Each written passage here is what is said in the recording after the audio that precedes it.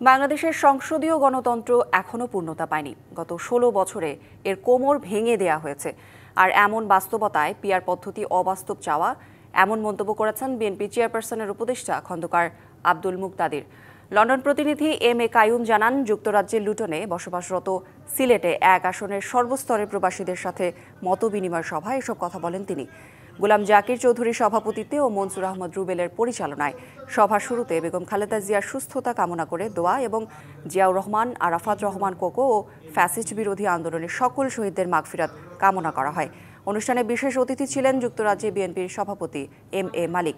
এছাড়া বক্তব্য রাখেন আমো ওহিদ আহমদ, বদরুজ্জামান সেলিম, এমদাদ হোসেন টিপু, আব্দুল মুকিত সহ অনেকে।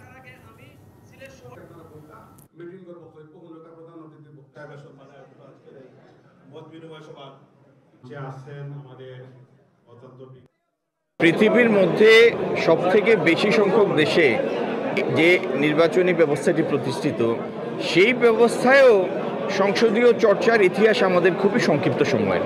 বাংলাদেশের জন্য পিআর পদ্ধতির চিন্তা একটা সুইসাইডাল চিন্তা, এটি বাস্তবসম্মত কোনো চিন্তা না। আমাদের ভারপ্রাপ্ত চেয়ারম্যান সাহেব প্রথম বলেছেন যে স্পেশালি 31 দফা, স্পেশালি গ্রাম থেকে ওয়ার্ড থেকে শহর পর্যন্ত, যাতে আমাদের আচরণে বাংলাদেশে গ্রাম অঞ্চলে কোনো মানুষ যেন কষ্ট না পায়।